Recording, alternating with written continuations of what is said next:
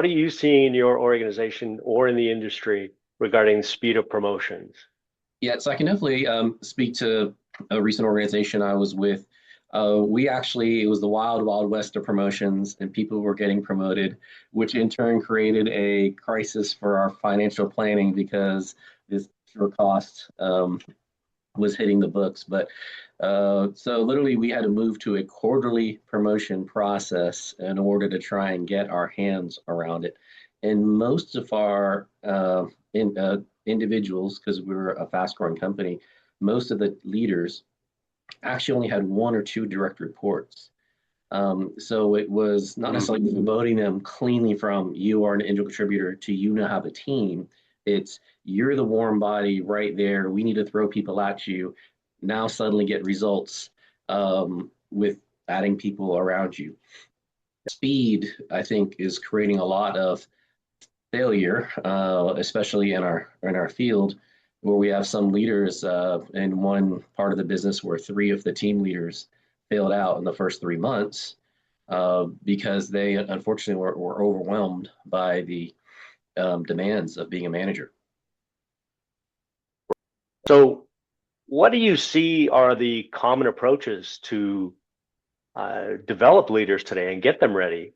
And why is it that these approaches aren't landing well? Why are they not moving the needle to the extent that we want them to? So I think we've already hit on kind of 2 of them. One more I'll just add in is I think a lot of leadership development is too flavor of the month or too theoretical. And it doesn't close the gap from this is a good idea to how do I implement this. If you just think of like different leadership frameworks that come to your mind, situational leadership, transformational leadership, servant leadership. These are all great things. Authentic leadership, empowered leadership, and these are all. I'm a fan of most all of these, leadership concepts, and have different organizations train managers on them. But I think where a lot of leaders struggle is they're so busy, and it's how do I take that good idea, that good discussion that we had in that training. So I recently did a session on change management, did another session on empathetic leadership, did another session on leading through ambiguity. How do our leaders take those really good discussions and turn them into actual practice as a leader? And I think that's where a lot of leadership programs fail, is helping close that distance from idea to implementation. I see Joe smiling and nodding. So Joe, what's on your mind when you hear Grant talk about this, or when you see the questions that we posed? Yeah, I mean, he hit on a lot that I have definitely experienced myself, especially, I don't know, just thinking about our values as leaders, right? We want to be effective. We want to grow. Grant, I think, described really nicely that a lot of our coaching focuses on concepts, maybe skills to a degree, but concepts and ideas. And as a leader, I'm going to pick up a book on authentic leadership because I want to be an authentic leader. I'm going to read the book on authentic leadership and be able to say, hey, I do some of these things. I'm an authentic leader. And that's kind of where it stops a lot of times. So there's not this translation. And I think, to a great degree, we're adult learners, we need to learn a little bit differently. You're fighting years, decades of behaviors in a certain way, a success model that got people to a certain place in their career that may not work for them in that next role. And so there's a degree of, self-awareness and willingness to change that needs to be cultivated, coupled with an actual curriculum that focuses on translating ideas to day-to-day skills and measuring the impact of those skills. So that holistic approach is very hard to deploy, very expensive. And despite commitments from, organizations around wanting to develop leaders, we see the results speak for themselves. Grant hit the nail on the head, right? 4 out of 10 leaders are not doing well as a result of our failure to effectively help them lead. What Joe and Grant have both said, I think, is spot on. There's one thing, though, even before all of that. If you look at this whole question of, well, what are the common approaches to develop leaders, it starts with the selection process. Who are we selecting to be in that role in the first place? And and I think part of this comes out of the speed of change, is that the fastest, easiest way to pick somebody is to pick a high performer. Well, there's a big difference between being a high performer and a good leader. And so if we back it up that one step, if we look at our selection process for who do we want to put in that role, it may not in fact be the best performer, the highest performer. It may be that hidden person or that more quiet person or whatever who is actually already displaying high-level leadership skills and qualities. So if we can begin to screen for those, it's going to make it a lot easier for those individuals then to thrive once they get into that new level. So what is working out there, and how are you going about rethinking how to approach leadership readiness and leadership development? I think I was starting to reflect on that in my last comments, which is when we start thinking about the audience a little bit differently, in particular focusing on how do adult learners actually change their behavior, we can begin to design and deploy tools that can effectively help them grow and develop. I think being very clear about the skills that are needed in certain kind of roles is the next part of that. That's absolutely critical. And recognizing that if you're at a supervisor or frontline leader kind of role, you're going to need to deploy a day-to-day skill set that is different than the director or executive with responsibility of that division, and cultivating that skill set accordingly would be the next part I would call out. The third part I would call out is still chuckling about Grant's flavor of the month, leadership flavor of the month. I think we all as leaders get whiplash when we get a new flavor of the month or flavor of the quarter or whatever that gets deployed, and we ingest it, we start to talk about it, it gets ingrained into our vocabulary, and then boom, it's the next one. So having some longer term organizational commitments to how we're going to develop leaders and take them along a pathway is also critical to long-term success in industry. As you move up in an organization, the leadership has to change as well. So Beverly and I spent a number of years refining the questions, the reports, we collected reliability data. We wanted to make this thing as useful as possible. What we have now is an online instrument in which the user identifies the amount of time they spend on a series of thoughts and actions. And the intersection of these two elements, thought time and action time, which is the nexus point, which is why we call it the Leadership Nexus, are then positioned on a 5-tiered model consisting of transactional, managerial, tactical, strategic, and transformational levels, going from the most foundational level of an organization all the way up to the highest level. And very briefly, how this works is that the Leadership Nexus enables us to focus on 2 basic alignments. The first alignment is how closely aligned are the leader's thoughts and actions, because the more in sync these 2 elements are, the more likely the individual is to feel competent and successful. And secondly, and this is the piece that often gets missed, how closely aligned are your thoughts and actions with what your position needs from you as a leader? This is critical because successful leaders must be able to deliver what their organization needs.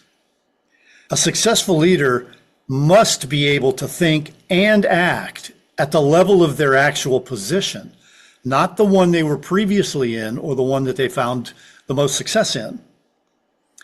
And so the Leadership Nexus assessment is built around that. The instrument itself is pretty simple. It's 50 questions. A user completes it online, takes about 15 minutes. The report is available to the coach immediately. It's easy to understand and apply. And what comes out of it then is a clean path with a lot of clarity for ongoing development and performance improvement. And this is the heart and soul of the Leadership Nexus. Our goal was to create an assessment that filled that void that we saw, that can immediately help leaders at any organizational level be able to see immediately what their role requires of them if they're going to succeed. So when you look at the Leadership Nexus, where does it fit? What's different about it? Yeah, I don't think any of us are saying we want more assessment, but I do want to draw on what Tom says is that you think of foundation. Like if I'm a carpenter, and those who know me know I like and my analogies. So if I'm a carpenter, I want to make sure I have the right tools in my toolkit to get to the right solution as fast as possible. So as practitioners, what we need to be thinking about is what is the right assessment for the right purpose. And so what I really like about Leadership Nexus, and to build on Tom's analogy here around foundation, if I'm going to build a house, I'm going to start with a blueprint. I'm going to want to know the basement, the first floor, the second floor. What sets Leadership Nexus apart is it gives you that framework because it leverages the leadership pipeline work, and it really helps you build out that assessment levels. So what are the different altitudes that you have for your leaders? What that does then, for me individually as a leader, I take the assessment, I'm getting very concrete and practical feedback. So I think number one, every assessment you have, you want to make sure that you're not spending all your time explaining the assessment, but you're focusing on what are the results that assessment drives. So from a leader perspective, we have a lot of leaders where that has very practical conversations, number one. Number two, as a learning professional, I'm thinking about designing programs for the organization. I want to have that blueprint because that helps me determine what are the right programs that I need to have to support these different levels. It then also helps me figure out what other assessments I need. So I probably will use a Hogan for my executive level leaders. More likely, I would use a Strengths Finder for kind of this team building type of things. But the framework that Leadership Nexus allows you then to build these other programs at the right altitude. Finally, I'm also a talent and performance management professional. And so as a performance management person, I'm thinking, what are the expectations of our leaders? How do we hold them accountable? What should their goals be as a leader?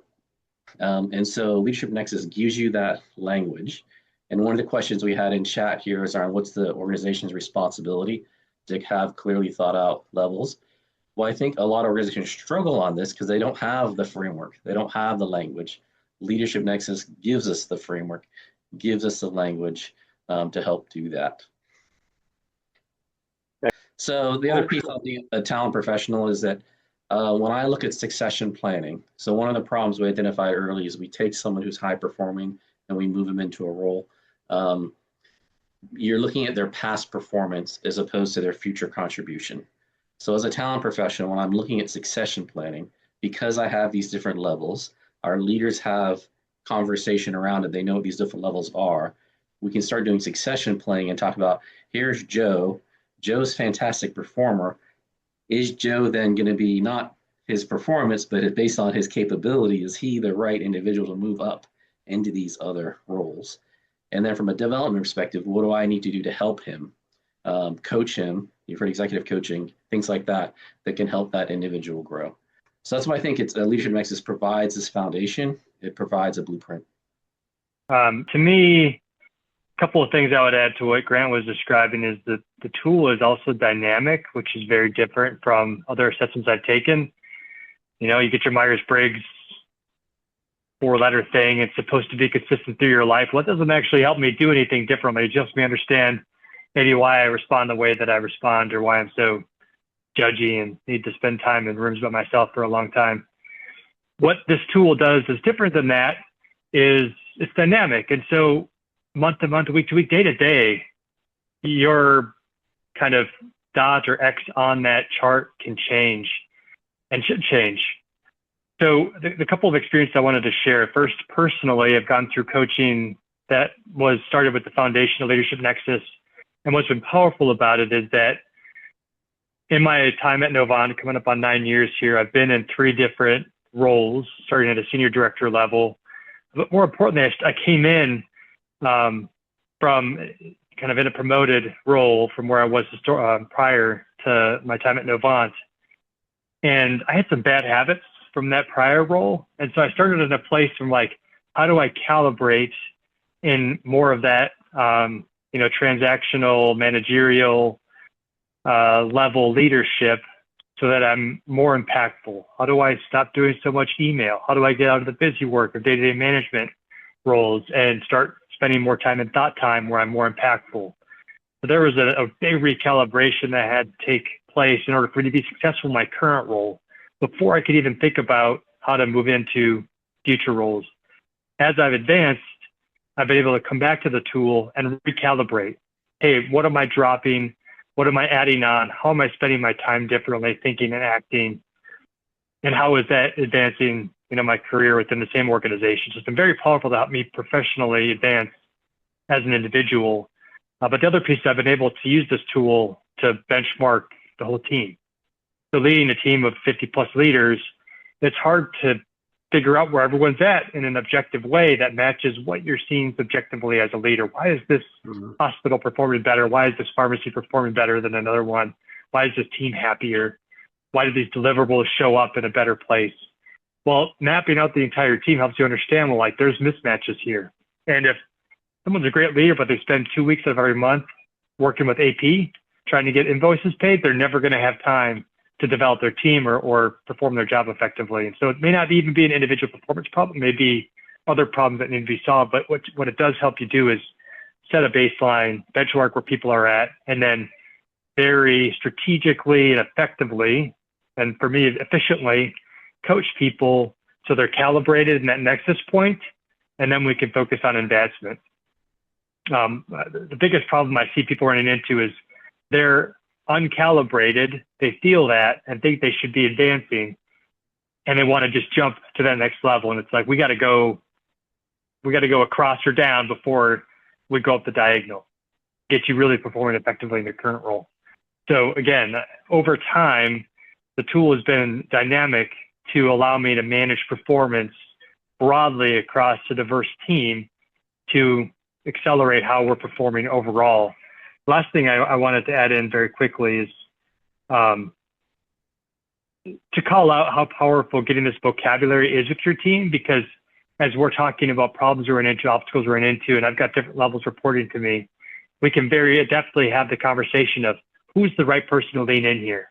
Is this me? Is this you? Is this person? And I'm making sure my folks have the space to operate at the right level in their role without having to overreach or having me reach into their role. So we all get our lane to swim in, our space to operate in, whatever you want to call it, which keeps us all happier. The more calibrated you are, the happier you are.